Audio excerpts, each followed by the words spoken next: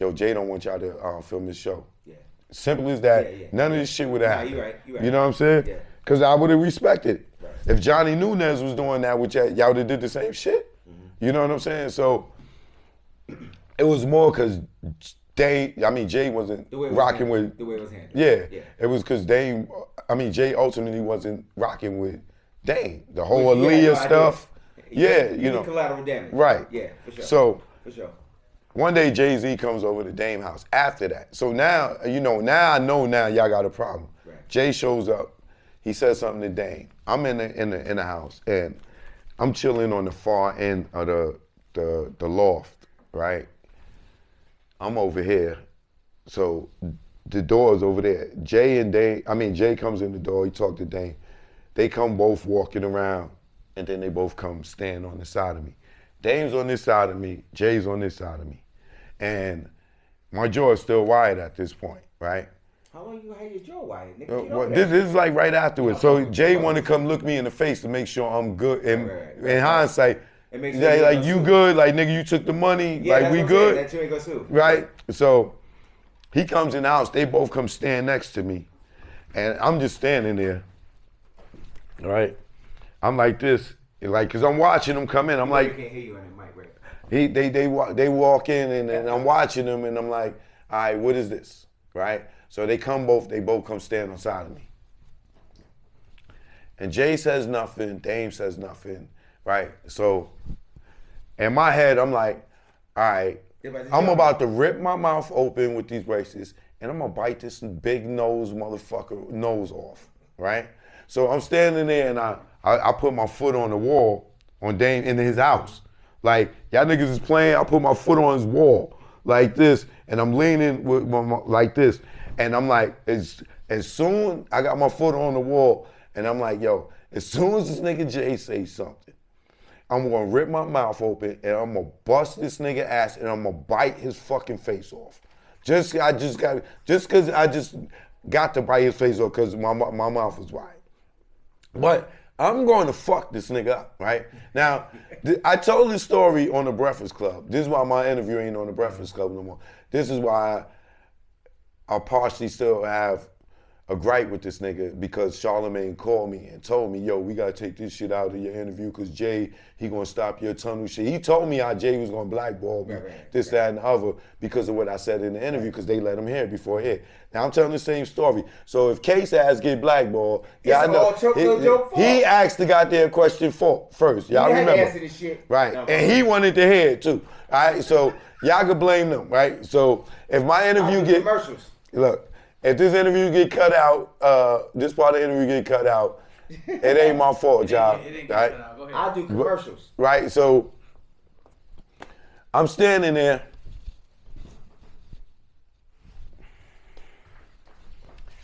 Jay never say nothing, Dame never say nothing. And Jay just turns and they walk back to the other side of the black door. We call it the black door. This shit sounds like a fucking weird movie. Right, and like, you think I'm intimidated? Nigga, I'm from Edenwald. Like, what the fuck you think will happen? Like, you gonna keep playing. Yeah. Yeah, you from the street for me. Yeah, like, you keep playing. Like, you playing. Right? Exactly. So, he go back, he talk to Dame, this, that, and the other, and then he leave. And I'm like, well, what's the fucking psychological game playing? Like, nigga, this ain't paid in full. Nigga asks you a question in the car and you just say some dumb shit. Like, what was that? You know what I'm saying? So, Choke, that's a weird story. Yeah, it is, very. That's a weird story. All right, it is. But my thing was, like, you trying to play mind games with somebody that's not playing. So what happened? You know what I'm saying? Like, yeah, you got to play with people who playing back with you. Right. Sure. No, you right about that. You're right about that. But hold on, I want to get to so what happens after that? So they leave. No, Jay leaves. This Dame's spot. Okay. Jay leaves, and then after that, things proceed to be normal. Next time I was alone with him was the Mix Show Power Summit. Okay. Maybe 2003, Puerto Rico. So how did you end up not working for Roc-A-Fella no more? I quit. Right after this situation? No, like 3 years later. What happened was I was doing a lot of shit in video production, and Dame was taking all the credit for my projects. Okay.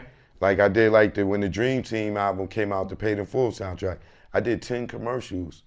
I came up with this album that gave everybody that was on the soundtrack their own commercial. Bleak had one, Freeway had one, Cameron and them had one. Like everybody had their own commercial. Dame had his. The Jay one I scrapped because he wasn't fucking with Dame. Only way we got footage of Jay to do the commercial, they was in Baseline, and me, I don't fuck with Jay like that. You know what I'm saying? Because I know he don't like the camera, right? So I'm not gonna film him when he don't want to be filmed. So Dame got somebody to film him. He go stand next to him, and he like, Dream Team in stores now, Roc-A-Fella. You know what I'm saying? And Jay's like, yo, man, get that camera away from me. You know what I'm saying? And Dame takes that footage. He got somebody to shoot it, and he sends it to me. He said, yo, Choke, we got a Jay commercial too. Make a commercial out of it, right? So I do everybody's, and then when I get to the Dame one, I'm like, this shit look forced. They look fake. Like, Jay don't want to be there. Dame is forced, and he just ran next to him like, Dream Team in stores. And Jay like, get out of here. So I scrap it. I scrapped the commercial. And Dame was like, when the commercials came out, because they ran national on MTV, BET, VH1, Dame's like, yo, where's the Jay-Z one? I said, yo, I trashed it. He said, why? I said, yo, Dame, that shit look fake. He looked like he didn't want to be in the fucking commercial. He didn't want to do it. You know what I'm saying? He was like, yeah, that's why I did it that way. I was like, nah. Like, nigga, I just had a fucking beef with this nigga. You want me to go and put out the commercial so I can have another beef with him? No, I'm already hip to your game. Yeah, you know what I'm saying? So I trashed it just out of being a gentleman. Yeah. You know what I'm saying? And just having not, because I could have did it like, oh, this nigga fucking got me jumped. Yeah, hell yeah. Put it out and just been a dickhead. Yeah. But I respect it. You know what I'm saying? So boom. And you gotta respect your brand. Right, exactly. So I didn't put that out. But Dame was taking all the credit for all the commercials and shit that I was doing and different stuff. We on the radio with Ed Lover, he's like, yo, Dame, all them them commercials you did for the Dream Team out, them shits was dope. You know, yo, who did those? I'm sitting right there, we in the radio. I'm documenting, nigga said, oh, we did at Roc-A-Fella. Damn. Well, technically, if you work for Roc-A-Fella, that's what you're supposed to say. Yeah, but if I'm sitting in the fucking room, nigga, and I did them, give me my props. Hey, I would. That song cry. No, better yet. That song Happily Ever After is dope, yo. You know, we did it. Leor. We did it. Like who did it? Oh, we did it at Def Jam. Who? Yo, that nigga singing on that song Happily Ever After is dope. Now you changed it. Yeah, now I'm finna make you understand because you did the work. Understand that. No, because that's different from working for a company. I mean, I produced and directed the commercial. I can understand both sides of it. If he said, yo, y'all did that Paid in Full movie, who did it? You're not gonna say we did it, Roc-A-Fella. You're gonna say Charles S. Stone Third. If somebody said we did it at Roc-A-Fella, it's a Roc-A-Fella film. Or it's a, okay. I'm putting on me. It's a case film. Okay. I don't know films. But. So when you singing, but I got a film. So when you singing on the hook of somebody else's song, you don't want credit? I want the money. I'm telling you, because people be like, yo, that Ja Rule song, Living It Up. I get paid. I'm good. And you don't say that's me? They know that's me. For the people that don't know it. Fuck them. I got paid. Yeah, all right, nigga. Whatever. Nigga, am I lying? This nigga. Am I lying? I can say he actually is like that. I'm not lying. Okay. Like but I feel you. But what I'm saying is that I feel you, Joe. No, yeah. He is like that, but I understand your perspective too. Because yeah, that's what I'm saying. I feel you. All right, so let me give you a better perspective. BET Get Fresh with the Roc airs on BET. I shot 90% of it, right? Here's my thing. Hold on. I shot 90% of it. Mm-hmm. Johnny Nunez gave some pictures. When the show go off, it got Dame as the producer director, right? Johnny Nunez for some pictures, and my name nowhere in there. Yeah, that's so I say to Dame, I say to Dame on this is the day I quit. as a cinematographer? Nothing. Nothing. Oh, that's So hold on. You're an artist, so right? You need to be recognized for your work. Yeah, facts. No, I feel you. There's a difference between artistry and politics. You know what I'm saying? And I feel like I understand his perspective too on the political side. But he's also an artist, and yes, at the end of the day, whether you address it or not, you want props for the things that you create. Damn right. Absolutely. Because that credit creates new opportunities for you. I feel that. Right. Plus, So I speak Spanish, even though I don't speak Spanish. man, you singing Spanglish the way the shit you do right now. This is crazy. Like, Right. So now here's the other thing with the credits roll for the BET Get Fresh with the Rock. Y'all put Johnny Nunez in there for some pictures and not me, and I shot all the shit. So you was nowhere in there. No. Wow. do you think that this is all Jay's call?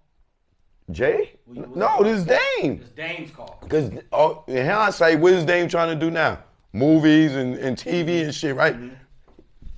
He was trying to take my credits and put it on his resume.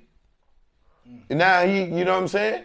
So now he looks like, so now when this shit air on BET and my name ain't up there, but everybody knows, they see me running around with this nigga, so they know. They like, yo, Cho, where's your name? Yeah. You know what I'm saying? So we had a show, Rock Radio. We was the first ones on XM's show owning, hosting a hip hop radio show. They told us back then we couldn't even have our own channel. They turned around and gave Eminem his own fucking channel. We wanted Rock Radio. He's kind of white, though. Yeah, right? So I'm just saying, we pioneered a lot of shit, and I was a part of it. Right. I created Rock Radio online TV show like they do the Breakfast Club and Revolt and all that. I did that in 2001. He right about that. So where everybody's doing this, like, and they was on Roc-A-Fella.com on the website. Every week I had shows and they looked exactly like the Breakfast Club and everybody's shit now. In 2001, I pioneered a whole bunch of shit. But the reason why I don't get my props because I didn't submit to the homosexuality in the industry. Whoa, time out. Now we just made a laugh. How do we get from this to homosexuality? Because I'll get back to that. No, nigga, we ain't. I'm gonna get back to that, right? So with anything wrong with that? No, it's not. It's nothing wrong with it. But it is when it stops you from when it hits you, when you gotta hit glass ceilings. You made a hard left, and I was right here, and then I'm like, where you go? All right, pause. All right, my nigga went from because I was drinking some soda. And then homosexuality. Wait, what? right. But look, so going back to Dame, right? We doing the show, the Rock Radio show, and Dame finds it a good idea to say, "Hey, Choke is tight. Come on, Choke, sit down. Let's talk about it on the show live." What? Yeah. So he like, "Yo, Choke, what's wrong with you?" About what? And I'm like, yo, Dame, I just watched the BET Get Fresh with the Rock and my name wasn't in the credits. Right. And you say this live. Yeah. And then what? This motherfucker says, oh, Beth said you don't deserve a credit. The cameraman don't get no credit. The white girl told him that. Oh, I know who you talking about. I said, Dame. Exactly who you talking about. I said, yo, Dame, how long you been doing this? Damn. I said, you tell me what show there is that the cameraman the gaffer get credit. Don't get credit. The gaffer I said, you ain't got no show without the camera? Yeah. There's no show without the camera. That's in Revelations. I said, yo, you playing me stupid right now. Yo, she said that she worked at VH1 for X amount of. I said, yo, my nigga, this bitch, pardon me. I'll take that back, scratch that. I'm like, yo, this bitch, because I don't know your name individually. Right? I'm like, yo, for this whole time, this woman been trying to get rid of me. Mm-hmm. When we did State Property 2, she got convinced Dame to not let me come on the set of the movie. That's why that shit is garbage. Cause you ain't got no real niggas around you. And for Dame, it started to become whatever's white is right. Mm-hmm. You know what I'm saying? You see, he don't deal with black women like that. His whole team was white, and that's part of his fault. You know what I'm saying? Cause he kept letting the white people supersede us. Mm-hmm. You know what I'm saying? For whatever reason, I don't know. But during that interview, it got so heated that I tried to fight him on the show. And And then, you know, his crew, the Harlem niggas, I'm getting, yo, Dame fighting for him. Nah, you gonna sue. I'm like, nigga, I ain't sue Jay. You like, come on, let's fight. Cause I'm tight. Like, I've seen you doing it with A Lover. You've been doing it with, I'm leaving a whole bunch of different things. But even with the International Grizzly thing that I did, them niggas took my whole documentary that I shot, created, direction, went, shot some interviews, some backdrop interviews, and put the whole shit out, and still didn't put my name in the shit. And I shot that whole shit solo. And they ain't give me no producer credit, no director credit, so and nothing. Well, clearly, I'm just gonna ask you, y'all didn't have no paperwork when you got down with them, apparently. Not as far as credit and shit. No, hell no. There was no formal. No. I wasn't thinking, you know. Right. No, I feel you know that's why, but I had to ask. Yeah, right, so. Before assuming it. But it's like, yo, and then when they put that shit out, and then they put me in it and try to bash me, and you ain't pay me for that. Right. I did the whole doc. Like, I'm the only cameraman for the whole shit, and them niggas ain't put my name in it. But it put me in it, and was slandering. I should have sued them, but street niggas shit, we don't want to go to court. I'm you start suing at some point. I am, man. Now, and I'm glad I got Crump locked in my phone. No, not him. Not him? Nah, I'm gonna give you somebody else. Okay. We ain't doing Crump. Okay, all right. Crump, Trump, none of that shit. Nigga, we ain't doing none of that shit. All right, got you. But so that day when we was gonna fight, I said, yo, you know what? I quit. Right. And I walked out and I never went back. And this is in 2004. Okay, so from 2004 to 2023, right? As you continue to watch the meteoric rise that conglomerate had and is still going with, what is your emotion towards everything that you're seeing as they continue to rise, and now you've separated, but you still have a lot of things that are unresolved. So what's your mentality from watching them grow and watching them become what they became? Well, it crumbled after I left. Okay, explain that. You know, like after I left. That was you that made it crumble? No, I ain't. No, that was Jay that made it crumble. His disloyalty to what he called us as a family, he abandoned a bunch of us. It wasn't a family no more. You know, a lot of us did a lot of shit for free because they said Roc-A-Fella family. Okay. A lot of us put our lives on the line in certain situations because they said family. So, like once Jay tricked Dame and Biggs into signing off as if he was going to retire, because Dame knew that Jay wasn't going to really retire. Oh, okay. He wouldn't have sold his share of Roc-A-Fella. He would have kept it and kept going. You know what I'm saying? But Jay tricked him and made him think that he was done, and they signed off. And once he did that, that was it. You know what I'm saying? That Roc-A-Fella as we know it was over. Anything you talking about now, as far as having any type of success, would be Roc Nation, because Roc-A-Fella was dissolved when they sold the last 25% of it in like 2005 or 6, whatever it was, for the 10 million. Then they split that 3 ways, and then they went their way.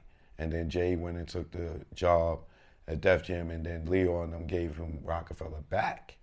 But that Roc-A-Fella had P.D. Craig, Young Guns, Bleak, Foxy Brown, who never released anything, Kanye, Tierra Marie, Rihanna, and Rihanna was Def Jam. But that was like the new version of Roc-A-Fella, and only person that prospered was Kanye. See, the rest of them bricked. See, I said it first before he said it. Yeah. I knew that. I'm like, so you said it was worth nothing. Yeah, that's why I just told him Roc-A-Fella failed after Dame. You know what I'm saying? Because, like I told you, Jay wasn't even in the office. So all of us, the Dipsets, the State Properties, you know, the rock musics, the, you know, whoever was there outside of Bleak, Jay only cared about Jay-Z business. He didn't care about the label. So when he stripped Dame and Biggs of it, everybody else suffered, because everybody they all say, yo, we going with Dame. Dame would add enough power to get another distribution deal to go and continue on. Everybody running behind Jay, they ran behind a nigga that was only thinking about Jay-Z business, not y'all. But you know what? I learned that when I first got in the game, that artists that have labels, it never succeeds. You can't name an artist that had a label by themselves that has succeeded, because as an artist, if you like, let's say a song, this shit is hot. Give it to my artist. Nah, I want this shit. Like, think of all the artists. It always goes like right. that. It always goes like that. Right.